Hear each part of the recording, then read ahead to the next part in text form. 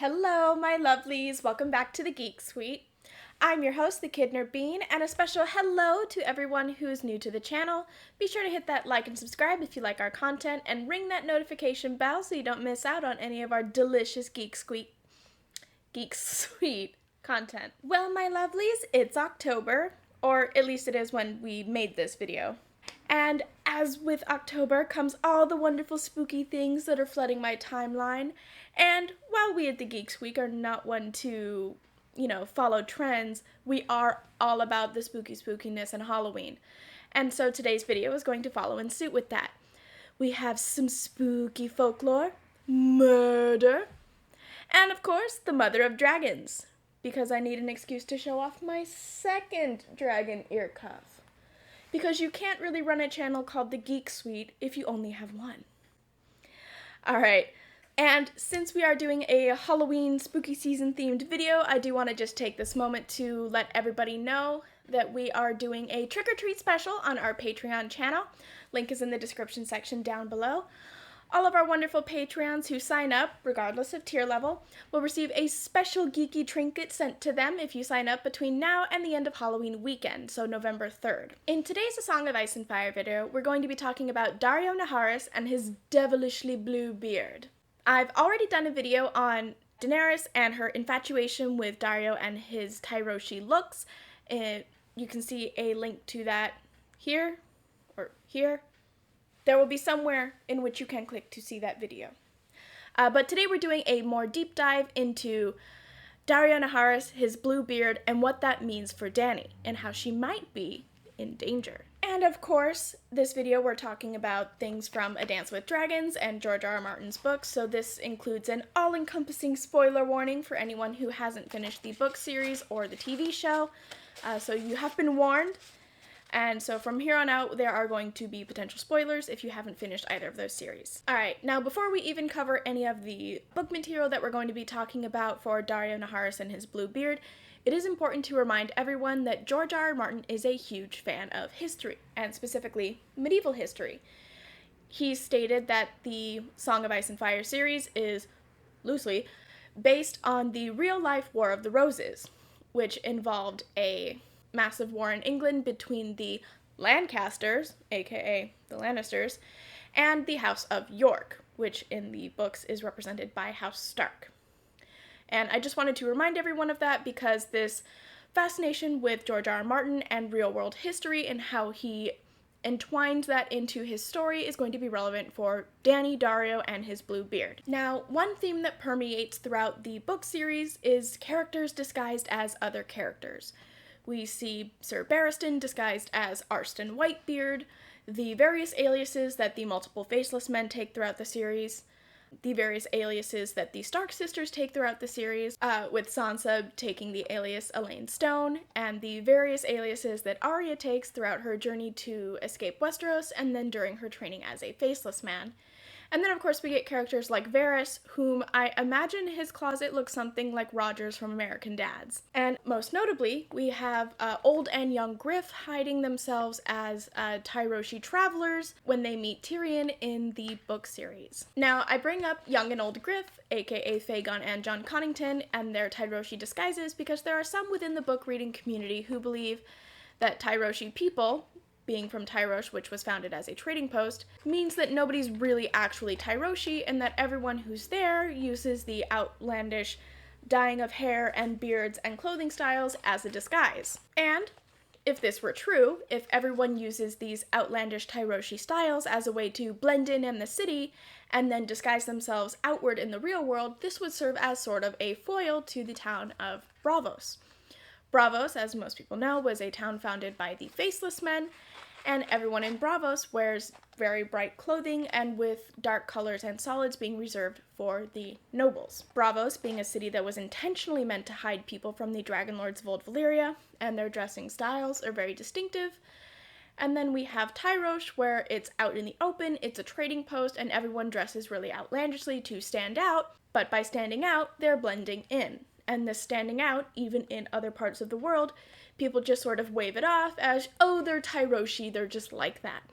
And so there are several characters throughout the series, potentially, most notably old and young Griff, use this to their advantage, and people don't give them a second look. And there are a lot of people within the Song of Ice and Fire community who build on these established theories and norms within the books, that Tyroshi people are outlandish, and people using Tyroshi looks as a disguise, to support the theory that Daario is actually Euron Greyjoy in disguise.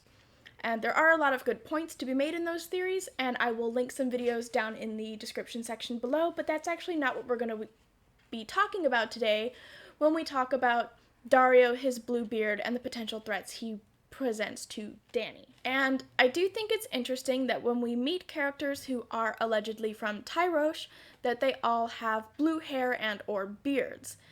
Now, when they talk about Tyroshi people, it's meant to be assumed that they dye their hair all sorts of crazy colors, but the only characters that we ever actually see choose blue.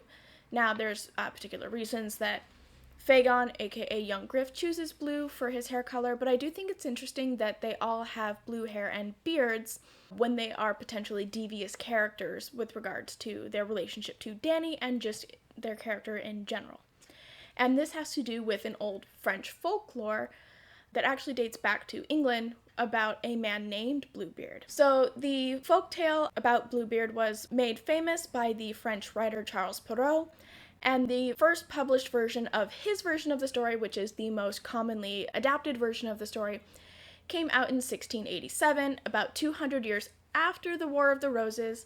But as I mentioned, this French folklore was adapted from an English folklore that happened hundreds of years earlier, so this story did exist around the time of the War of the Roses. Not that that really matters so much when we're talking about George R.R. Martin and his integrating real-world medieval history into his stories, because you can sort of pick and choose from various points in time, but it does help that this story and this legend existed during the time period in which the real-life war that Game of Thrones is based on occurred. And looking at that folklore, the story of Bluebeard goes as follows. Bluebeard is a wealthy and powerful nobleman who has had several wives who have all mysteriously vanished. His next-door neighbor has several children, sons and daughters, and one day when visiting the neighbor's house, Bluebeard catches the eye of the youngest daughter and decides he wants to marry her. Now, there are several versions of the story, some which say that the daughters are initially scared of Bluebeard, having heard the rumors about his previous disappeared wives. And then there's the common version, which Perrault tells, where the youngest daughter is enamored with Bluebeard, and it's the rest of the family who is hesitant to marry her off to him because of his reputation of having disappeared wives. But after the nobleman Bluebeard throws the family a feast, the family changes their mind, and the daughter agrees to the marriage, and then they become married. So shortly after their marriage, Bluebeard moves her into the house and tells her almost instantly that he has to go out of the country on a business trip, and he will be back later. And he gives her a key, and he tells her, this key will open any door in the house. And he instructs her that she's welcome to any room, that this is her home, except for one door in the cellar, which she is forbidden to open. Now, the second that Bluebeard leaves, his wife decides to throw a party to show off her newfound wealth and luxury. She invites over her brothers and sisters and her family and friends. And at some point during the party, she goes down into the basement and uses the key to open the one door that she's forbidden from. And to her horror, she finds the bodies of the missing previous wives. Now, in some stories, they're hanging on hooks from walls, and others they're just piled in a big bloody mess in the center of the room, but that's neither here nor there. Horrified at this discovery, the wife drops the key into a large puddle of blood and runs from the room. She ends the party, and after she escorts everyone home, she and her one sister, whom the stories refer to as Anne, go back down and retrieve the key. She locks the door, and then she goes back up to her room and tries to clean the blood off the key. But surprise! The key is enchanted. No matter how many times she tries to wash the blood off of it, it comes back. So it turns out that Bluebeard had enchanted the key to see if his wife would obey. And, much to the wife and her sister Anne's horror, he wasn't actually gone on a trip at all. He was watching the entire time to see if she would open the door. And again, there's some variations among the versions, but the most common version of the story is that he comes in, And he tells the wife, and or Anne if she's there, that they broke the rule and therefore must join the wives in their fate. And Anne and the wife beg Bluebeard for one last moment to pray together before they meet their demise. And for some reason, he grants them this. And so, in the stories, they go up to the room, and instead of praying, they take advantage of living next door to Bluebeard and open the window and scream and scream and scream for help. The brothers come in and rush in and save the day and kill Bluebeard. So this is one of those weird fairy tales back from the Middle Ages that actually does have a happy ever after. If you're the last wife of Bluebeard, not if you're the first several. And this folklore or spooky ghost story is allegedly so famous that, much like a reverse Black Widow, when you have a husband who repeatedly kills his wives, people refer to him as a Bluebeard. Now, I watch a lot of like Forensic Files and like murder of the week type shows and true crime podcasts. I've never heard that term come up, but I assume it exists. But that, again, neither here nor there. So there's this very popular spooky ghost story, and the term Bluebearding for husbands who kill their wives. And now that leaves us with Daario and his Bluebeard and his obsession with Daenerys. And so after hearing this story about Bluebeard, I couldn't help but think what this meant for Daario Naharis and Daenerys. And we already see some of the groundwork for his dubiousness and potential dangers he presents to Dany laid out in his character arc all the way through the end of A Dance with Dragons. We see that, like I mentioned in my last video, that Dany is enamored with Daario despite his outlandish looks, which are off-putting for everyone else in her circle. So much so that her advisors and close friends are worried about her relationship with him, and not just for political reasons. So let's take a look at a couple of the following quotes from A Song of Ice and Fire, where these characters express this concern that supports this Daario and his Bluebeard being a Bluebeard for Dany. Her love for Daario is poison. A slower poison than the locusts, but in the end just as deadly. I have seen how false men are. Very few are worthy of trust, and Daario Naharis is not one of them. Even his beard wears false colors. And we even see this from Dany on some level knows that Daario is bad news. He is a monster. A gallant monster, but a monster still. So we have these worrisome thoughts from the characters about Daario Naharis, and these are the characters that Daario interacts with, and this tells us that he's a dangerous man who's not to be trusted, which is very much how the family of the daughter who married Bluebeard felt about him before he threw this extravagant feast to gain their favor. The characters in A Song of Ice and Fire who interact with Daario and care about Dany, herself included, all know that this relationship is going to end in either death or disaster. But for some reason, Dany just can't stay away. Daenerys Targaryen loved her captain, but that was the girl in her, not the queen. And we see from Daario's own words that he is a violent man and attracted to beauty, not unlike the blue-bearded nobleman from the French folktale. I count no day as lived unless I have loved a woman, slain a foeman, and eaten a fine meal. And the days that I have lived are as numberless as the stars in the sky. I make of slaughter a thing of beauty, and many a tumbler and fire dancer has wept to the gods that they might be half so quick, a quarter so graceful. So we see from Daario himself that he is a man with a taste for beautiful women and a bloodlust. And we see throughout his character arc within the series that he's constantly chasing Dany and asking her to marry him and not another, namely his Dar. And this chasing and constantly asking to marry him is very much within the storyline of Bluebeard in the versions where the daughter is at first hesitant to marry him. So not only do they have these similar character traits, but they also have similar character storylines, at least in the beginning of the story. And we even see in one point that Daario Naharis' quest for Dany to marry him is so extreme that he even threatens to kill his Dar at some point just to get him out of the way as competition. Where are you going? Out into your city, to drink a keg or two and pick a quarrel. It has been too long since I've killed a man. Might be I should seek out your betrothed. Now, unlike Bluebeard and his wife in the French folklore, in Perrault's version, Dany and Daario's story is not finished. When we last left them in A Dance with Dragons, Daario was currently a hostage of the Yunkai outside Meereen during the battle, and Dany was just recently picked up by the Khalasar in the Dothraki Sea. But if their story arc shares these similarities and continues to do so, we can expect to see the following from Daario and Dany's story. Dany may give in to her desires and marry Daario against everyone's wishes.